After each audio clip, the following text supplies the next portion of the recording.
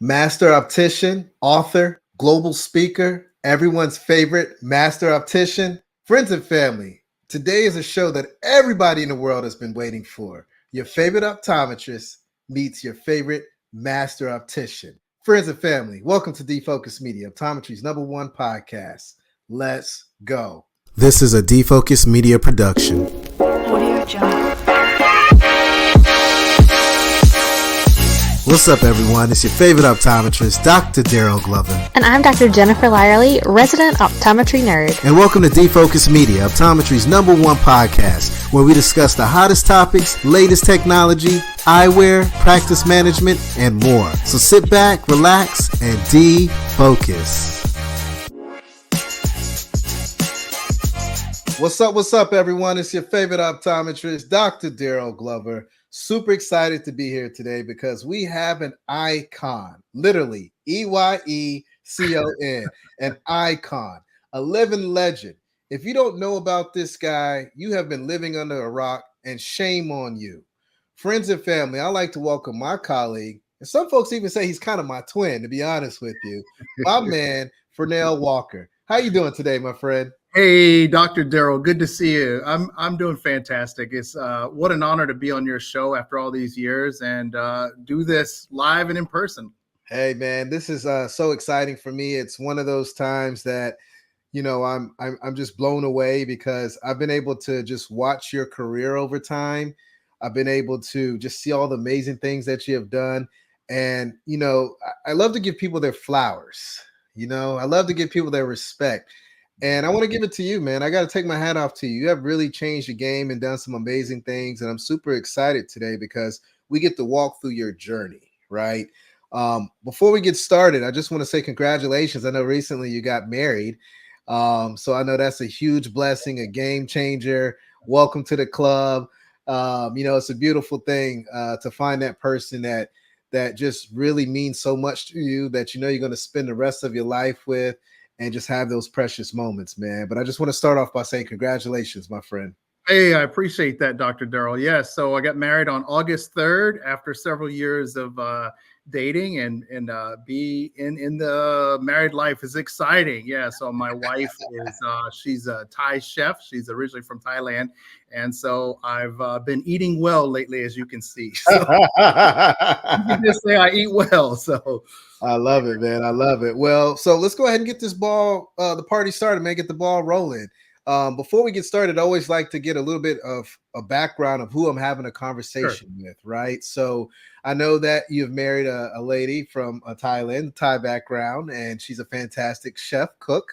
You know, my wife is from Nigeria, and she cooks pretty well. And if you look at my belly, you can tell that as well. But we do like to go out to eat quite a bit. I must add to the mix on that. But let me take the story off of me and get back to you. I'd love for you to share a little bit about how you got into this wonderful industry of eye care. And we always love to learn a fun fact about anyone that comes on the show as well, if you don't mind, my friend. Yeah, absolutely. So I got into eye care, believe it or not, 33 years ago. Hard to believe. Yeah, right. So yeah, 33 years. I mean, it's hard to believe, right? I look in the mirror sometimes and I think 33 years, you know, how did you last that long? But I got interested in eye care really just a quick story. When I was very young, one of my neighbors used to take care of me in the evening, and her name was May. And I grew up in St. Petersburg, Florida, very, very poor. My mother was a Head Start school teacher, and she was going to school herself at night to learn to be a Head Start school teacher at that time. At any rate, I got off the bus one day and I distinctly remember this knocking on May's door, who used to take care of me in the evening. Knock, knock, knock, knock, knock. And she would come to the door and she said, come on in.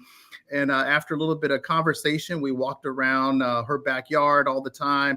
And this one particular time really always stood out to me. And that is when I pointed out some of her flowers and I said, hey, look at these over here. These flowers are beautiful. This one over here, you know, 5, 6-year-old kid. I was excited by all the colors. And to my surprise, when I held one of the flowers right up to her face, and I said, this is my favorite one right here. She said, I can't see it. And I said, I held it closer and I said, can you see it now? And she said, no, I can't see a thing. I'm blind. Oh, wow. Yeah. So I was surprised because she had two eyes, right? I have two eyes. I could see the world, but she couldn't see the world. So I would describe things to her. And and that's the first time I had ever met or even known a blind person. Okay. Right. And so what I took from that was that there are people out there that really need our help. And even at a young age, I became aware of that. Right.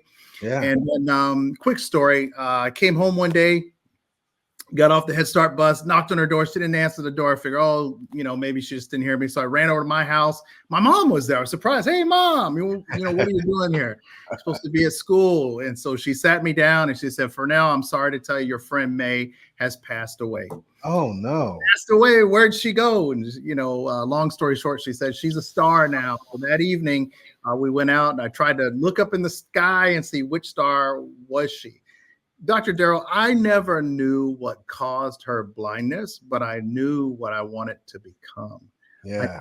I wanted to make a difference. I knew that I wanted to do that as her little friend, as humanity. She was probably in her 70s or 80s.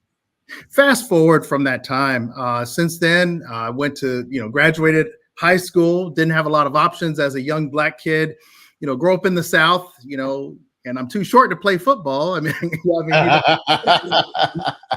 too small for football, too short for basketball, right? So, my opportunities were very, very narrow, right? That were told to me. So I went to the Army. After getting out of the Army, served my country.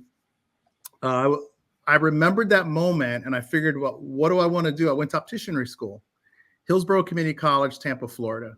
Okay. Went to opticianry school, got a degree in optics, and I was fascinated by light, lenses, and I never knew that I had those abilities to understand the mathematics behind it, understanding third order equations and ray tracing, and those things excited me, right? I like, who is this person getting excited by lasers and so forth? So I was excited by that. Long story short, got ABO certified, NCLE certified, rose through the ranks, wrote a textbook. My first textbook came out 2003. Wrote another textbook, the second edition, 2006. And then last year, published again, the third edition in 2023.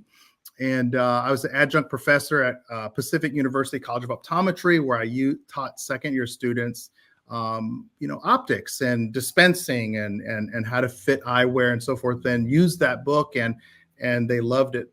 And here's the end of that story. So I actually got a call not long after that from Coffee Creek. And I said, Coffee Creek, who is Coffee Creek? Oh, this is the women's prison. Would you like to come to prison? I was like, absolutely not.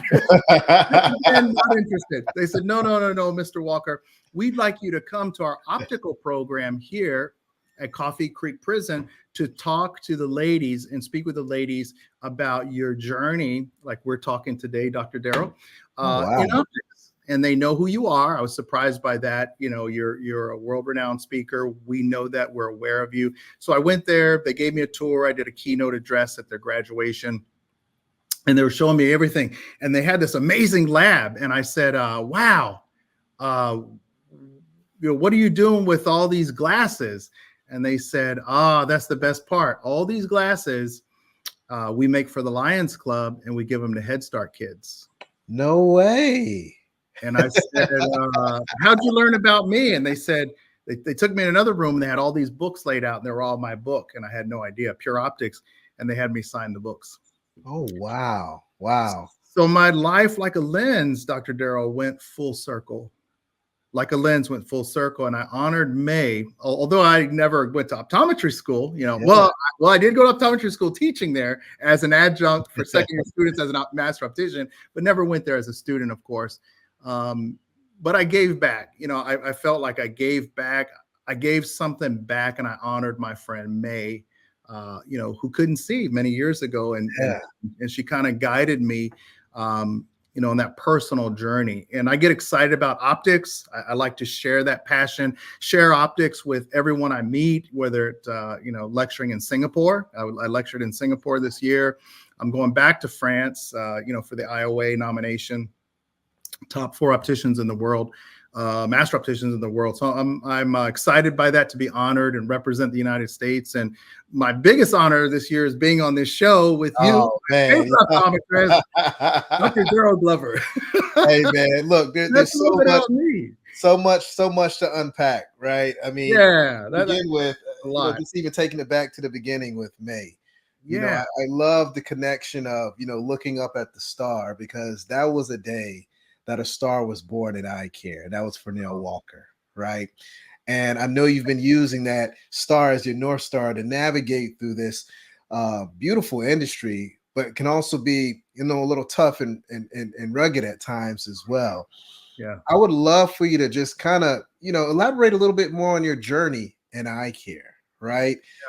Because the eye care industry has changed tremendously. And I would love for you, before you get too deep into the weeds, to maybe give a little bit of a background of the different levels of what it is to become an optician, because I'm always a firm believer that there's a student out there, a high school student, a college student, that is trying to figure out what they want to do. And they're going to smile when they hear that you got excited about, ray traces and things of that nature, right?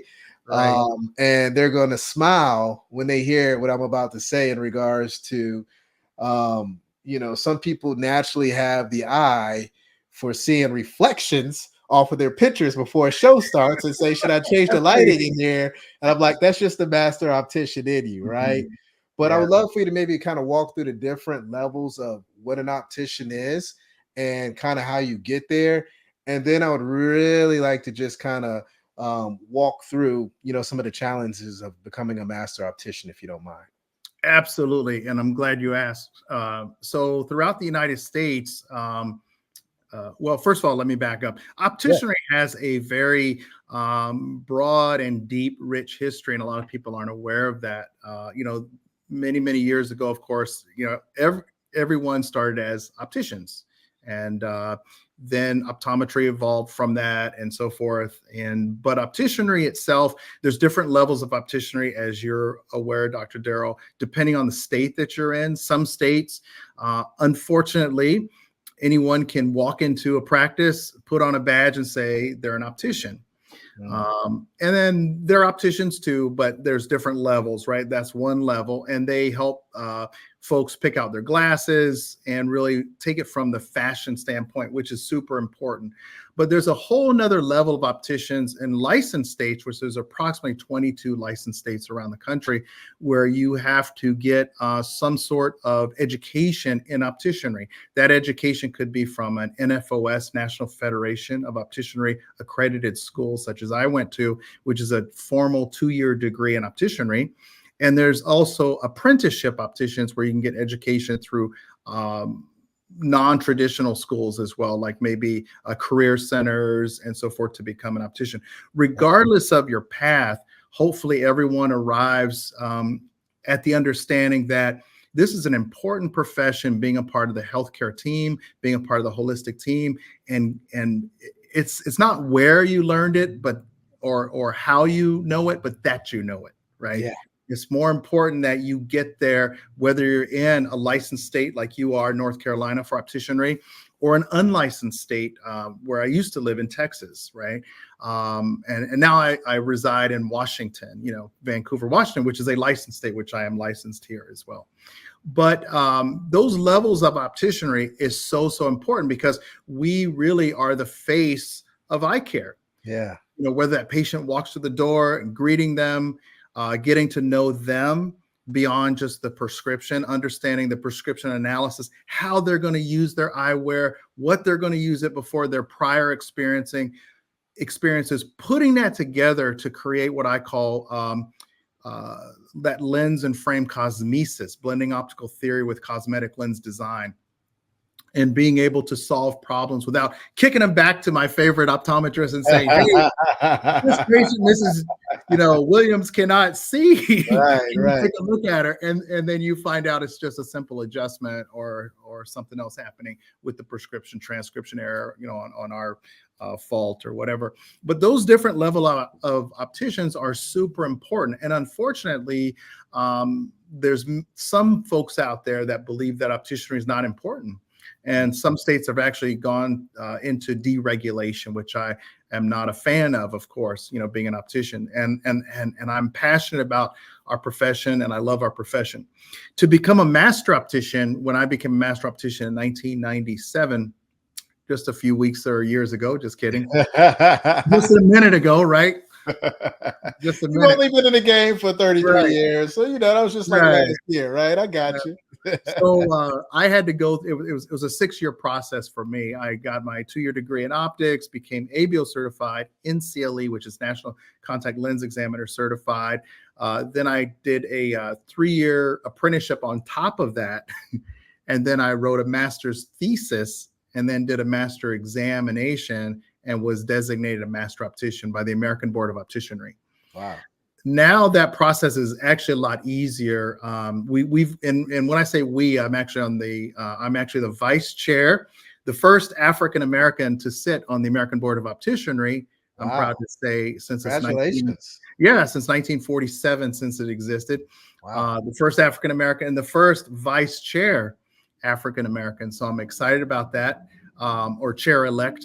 And so when we started now, we've actually made the requirement a little bit more accessible, as I like to say to other folks, where they can do it because maybe they're not great writers. They didn't have a college background, but yet they're amazing opticians and they have more of a presentation background. So now they can do it by oral review, showing, that they can teach maybe, and maybe they can't write a 18-page paper like I did, a 16, 18. I love that. I love that. They could take another route. And that's the great thing about opticianry, whether you want to be an optician working with patients, an optician in management, right? Going up through the ranks. Maybe you want to be a lab optician, a laboratory optician, actually making glasses. Yeah. And I've done all of those, which actually led me to completing my MBA degree in 2018 through Marylhurst University, because I wanted even more, Dr. Darryl. Imagine that. I said, there's got to be more than just ABOM, American Board of Opticianry Master, and all the other accolades after my name. But there had to be more. So I went back to school yet again and got an MBA, a master's degree in business administration, because I know the importance of running a business and the importance of helping optometry thrive. And really, that's really what I do today. I failed to mention, I'm also the vice president of optometric relations for VSP Eyefinity. So I should have mentioned that, in the beginning. So a lot of my passion is there, helping optometrists in private practice build their practices, consulting with them, giving them advice, lecturing all over the country, and helping opticians too, because I believe, and I don't know if you share these same belief, Dr. Darryl, you have to have a strong team. The doctor alone can't do it by themselves, because you could be the best therapeutic optometrist or optometric physician back there, medical exam, taking care of your patients, doing diagnosis, disease, and care plans and so forth. But if you don't have a good, solid team out front, opticians, the team at the front desk, and notice I don't say staff. I hate that word. I use the word team. We speak the same language. I say the same every single day. Yeah, team. Staff, employee, to me, when I hear that, I just want to scream. You want to cringe, right? It's the worst terminology to use, right? I agree. My office is my team. They're my family. When I walk into the office every day, I say good morning to each one of them. I ask them how they're doing, what's going on, how can I be of service. Before I leave the office every day, I say goodbye to every single one of my team members, because it is very important to keep that family, that team feeling, and that team vibe. Because if we're all on the same page when it comes to creating that ultimate patient experience, that ultimate patient journey, you're going to hit on all cylinders, just simply because everyone's on the same page and everyone feels like they're a part of something that's special, which is going to help a patient live their best life, right? Absolutely. And patients can sense that, right? You know, in my 100%. 33 years, I used to run an optometric chain for 12 of those 33 years down in Texas. I was a VP of operations.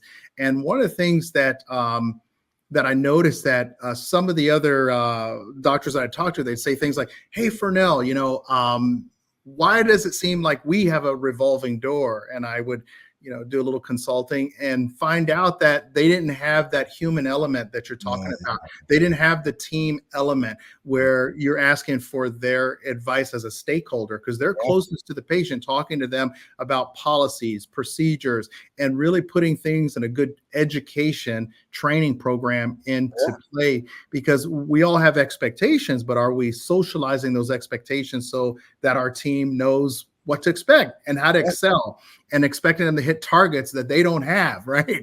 So we do some crazy stuff, right? We absolutely do some crazy stuff. And I think sometimes, man, to expand on that, I think sometimes what happens is we get lost in the sauce on looking at numbers. And when we look at numbers, we start to look at our team members as a number.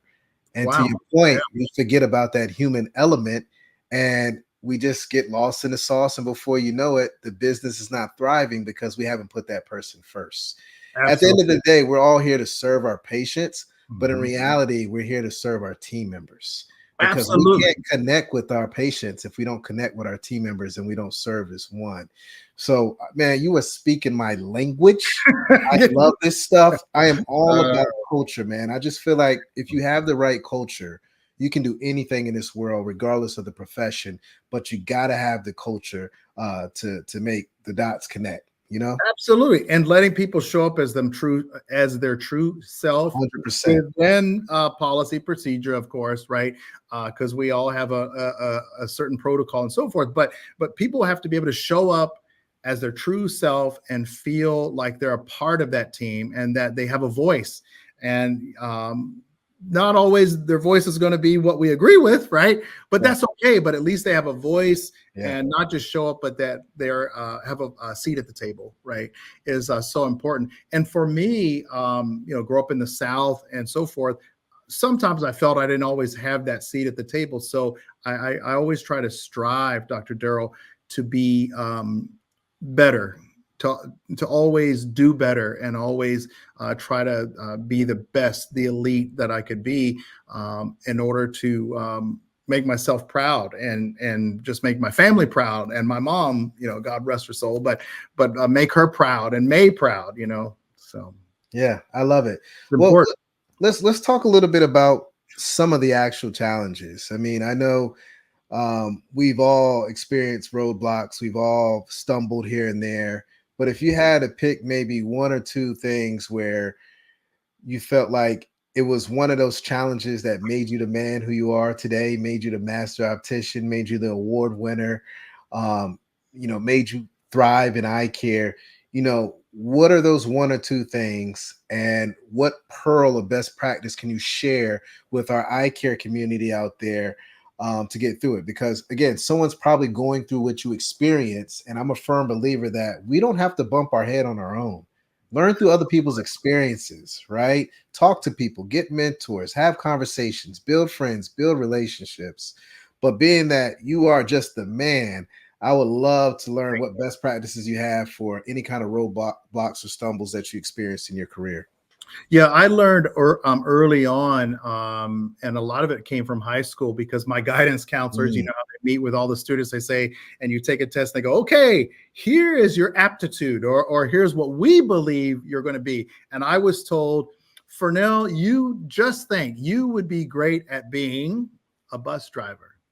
I was told I would be a great bus driver, right? And so not just the bus driver, and this is true, maybe the supervisor of bus drivers, right? And so that was their level or the bar. And so what I would say is, if somebody's aspiring to figure out themselves along their journey, don't listen to the folks that that you may want to question. Don't look at those limitations. Look at what you can do. Or want to be, or within our field, of eye care. And when I became a master optician, there were no other Black master opticians around me. And when I looked at that, I thought to myself, I can do that, right? I want to be the best, even though people would tell me, oh, you've got to do this or you've got to do this and so forth. I went and got the facts myself, and I did a little bit of research, and I said, oh, that's it. I can do that. And I did things incrementally, right? Did my associate's degree, then later on went and got a bachelor's degree in business, 7, 8 years later, right? And then later on, graduated in 2018 with an MBA degree, and it took me all that time, but I got there, right? Yeah, yeah. And I got there, right? So just remember, it's not going to happen overnight. Don't listen to the naysayers or the folks that want to tell you, you can't. And sometimes that voice is ourself in our own head, right? Yeah. We're like, oh, because I would walk into a room and there were no other speakers that looked like me, right? And these days, right? I mean, you're a global speaker too, Dr. Darryl, right?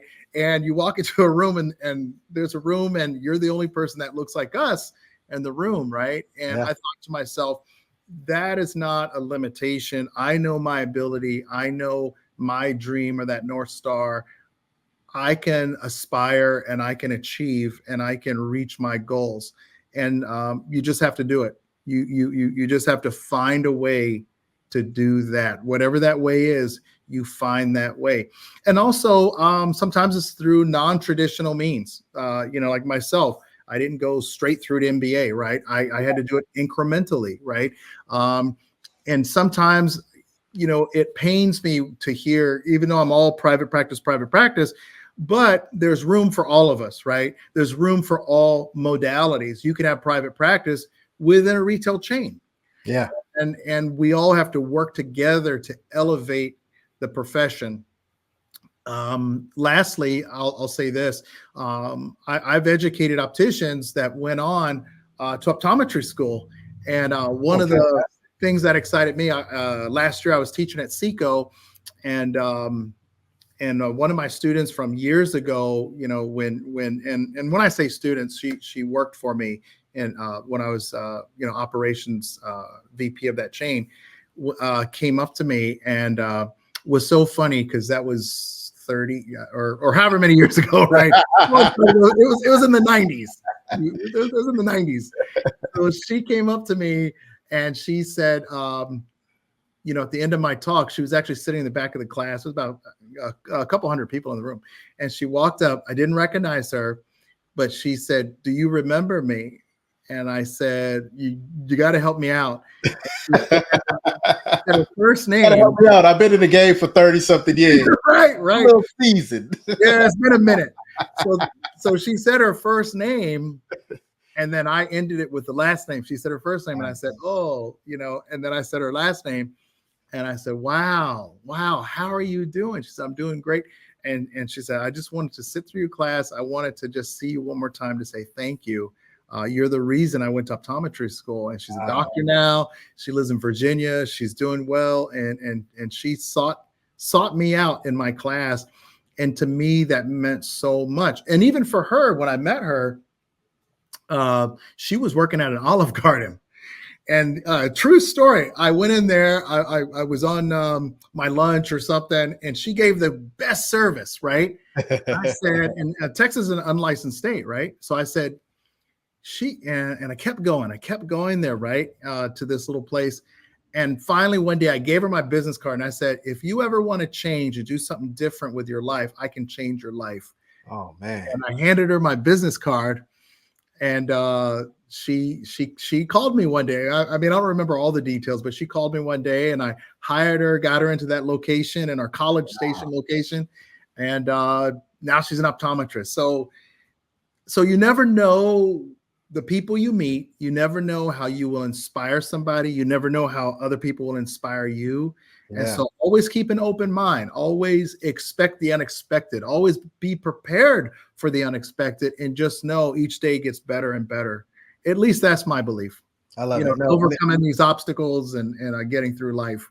I love it. And what I'm hearing is, number one, you gotta believe in yourself, right? Yeah, right. Don't listen to the naysayers. There's always going to be a lot of noise that's out there, But if you feel inside and you see where you're going to go, believe Right. in yourself and make that magic happen. But the other piece is Yeah. you got to keep in mind that it's not going to be a straight arrow. No. There's going to be a path. I mean, we've all seen that path to success where it's like this, a zigzag and all over the place. That's reality. That's life. We have all experienced it. I can't tell you one person that just had that perfect journey to where they wanted to go in life. It does not exist, right? Absolutely. Most importantly, what I'm hearing is also that, you know, you got to uplift the future and give people opportunities, because you never know where they may take that opportunity and what impact you may have on someone's life. And, you know, I think that's a true sign of why you are one of the top 4 opticians in the world as far as being nominated. And I would love to kind of get into this nomination, because to be recognized for the United States as the top optician in the world, that is a game changer. I don't know that many people that can say that they've been recognized for that, right? Oh, thank you so much. So I would love to really break that down. I would love to talk about, you know, what is this International Optician Association. I would love to learn a little bit more about that. I love to learn how, you know, they're judging this. And most importantly, I would love to know just what your feeling and emotion is to be recognized. And I would love to start with your feeling and emotion, because I'm not even recognized and I'm feeling it. You know what I'm saying? Well, I appreciate that. Thank you so much. Yeah. It is, and I was nominated by the International Opticians Association. And the way that this works is people nominate you for your work, and they look at your body of work that you've done over a number of years, and then they compare that to thousands of people across the globe, literally. Wow. And so the other 2 people, 2 of them are from the United Kingdom. The other person is actually a friend of mine from Portugal. Okay. He's also a master optician in Portugal. And I was nominated for my work and my book, Pure Optics, and what I've given back and all of my work in optics. And the way I'm feeling about that is humbled, inspired, energized. Some days I wake up and I go, wow, for real? So just to add a little more excitement to it, last year I was nominated for the first time last year, the top 5 in the world. So it's not always 4, sometimes it's 4, sometimes it's 5. And I didn't come in first, right? But that's okay. I mean, being in the top 5 is great. Absolutely. I went to France, Paris, France, right after lecturing at International Vision Expo, flew to Paris the very next day. And then that's what will happen this year as well. So I will be teaching at International Vision Expo. Got to get that little plug in. So sign up for my classes. And then I'll be flying out to Paris, France again for the big Silmo. It's that Silmo event in Silmo, Paris, the award Dior ceremony. So just honored and excited. And it really spoke to me, you know, my internal thoughts where all the work paid off. I'm seeing the fruits of that labor because people are recognizing me around the world, not just, you know, here at home in the United States. You know, I thought, you know, of course, you know, United States possible because I've lectured in 48 states on optics and now 6 or 7 countries. And so now around the world to be nominated is a huge honor, but it's a huge responsibility too, Dr. Darryl, because people are looking for to you for answers. How do we elevate? Where should we go? How do we elevate opticianry? Do we try to expand the scope of practice to further support the other disciplines, such as optometry, right? Do we go in a different direction, right? And focus more on the technologies like AI, artificial intelligence, and what's happening in that space? Because there's a lot happening in that space as well. Absolutely. That opticians are contributing to work around myopia control with spectacal lenses, which is fast coming, and I'm excited. I'm excited about that. That's going to be a right? Changer, huge. Yeah. And micro prisms. I get excited. We talked about some micro prisms and ophthalmic optics and just BVD, binocular vision dysfunction. I start, you know, salivating, getting excited. Hey, So better yeah, you than me, my man. oh, I don't know about that. But it's a huge responsibility, right? Because they're looking for to us for answers, right? Yes. And sometimes we don't always have those answers. So it's caused me to reflect more, but to also start to be more visionary and Yeah. try to picture that future. And what do I want that to be? Rather than it happening, I want to create that future. Yeah. I love it. want to manifest it, and I want to be a part of it. But I want to help create that with others, right? Yeah. Around the globe. One of the things, I'll say lastly on this topic is that we need a unified definition of opticianry. They have that in many other countries, but in the United States, unfortunately, as we start off with the different levels, unfortunately, that unified definition is not consistent across these United States. So we've got to start there, I think, at least, and figure out what is the definition, what does that look like, what is the playing field, and I personally just think it's through education, and education not just through formal, but apprenticeship education, right? Because not everybody can go back to school, and so Right. there's got to be a vehicle, there's got to be a door, because demand is going up, a country's getting bigger, and there's plenty of people out there that would be excited about optics if they just knew about lenses and what we can do, and how we can help patients, and how they could be a part of that holistic healthcare model. I love it. And I mean, I think you're a great ambassador and a big Thank you. advocate to bring everything that you said to fruition. And just know that I'm here to support you.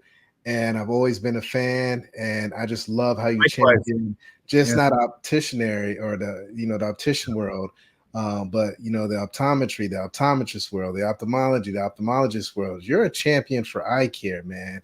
Thank And you. all the things you're doing is just complimenting everyone that's in eye care. And I just want to say thank you again. Now, but before I let you go, my friend, I always like to ask this question. What do you want to be known for when it's your turn, your time to retire your phoropter? What legacy do you want to leave behind? Yeah, great question. I want to be known for that person that was willing to make a difference and help write the future. That person who was a pioneer, that went out and actually spoke the word of ophthalmic optics, who socialized ophthalmic optics, that person who made it possible, who opened doors, whether it be through my seminars or lectures, or even my work in optometric software solutions for Affinity, VSP, or just inspiring people. I want to be known, and when people hear my name, when it's my time, I want them to just smile. I want them to just remember and have my fingerprints on the success of thousands of people around the country. Well, my friend, you are making eye care sexy. You're doing the Oh, I right appreciate thing. that. You have changed the game. I am blown away by just all the success and all the lives that you impacted. And again, just continue the great work. For all my colleagues out there, all the listeners that are interested in learning more about your book or purchasing your book, what's the best way for them to get their hands on that? Great questions. Multiple sources out there. Direct source is Pure, Pure hyphen optics, optics.com, pure hyphen optics.com. It's available on Amazon, multiple websites. Several of the opticianry schools have it as well, but that's the best place to get it. And you'll be seeing yours later this week, Dr. Darryl. So, Oh, man. Man, I appreciate it, man. Well, hey, man, this has been a fantastic show. I learned so much, Phernell. I'm blown away by, again, just everything that you do. Your story is just unmatched. It's clear in your DNA that you're an educator. I mean, we saw it with your mom, with Head Start. It's clear that you have a passion for eye care and that you understand the importance of vision. You understand the importance of building relationships. The connection that you had with May, the connection that you had with that student that now became an optometrist, the connection that you made with thousands of people is unmatched. The power that you have to really amplify this profession of eye care is just unmatched. And again, I just want to say thank you. And on behalf of eye care, just continue doing all the great work out there. And for everyone that's listening, make sure you tap in with Phernell Walker. He is truly an icon, a true living legend in eye care. And although he's been in the game for 33 years, he's just getting started, baby. And I can't wait to see what's going to happen. Hey, thank you so much, Dr. Darryl. It's been an honor and a pleasure to be here on your show. I've followed you for years, as well as being friends, but always wanted to be on your show. And I mean, this was the highlight for me. Thank you. Oh man, so thank you so much, man. And for everyone out there listening, thanks so much for tuning in. It's your favorite optometrist, Dr. Darryl Glover. Stay healthy, stay positive, stay blessed, and make sure you go read your optics book. Until next time, peace. All right. Hey, family, if you enjoyed this full podcast, don't miss out on more engaging content. Check out the next episode right here. And for the latest updates, hit that subscribe button and ring the notification bell. Your support means the world to us. Catch us in the next episode. Peace.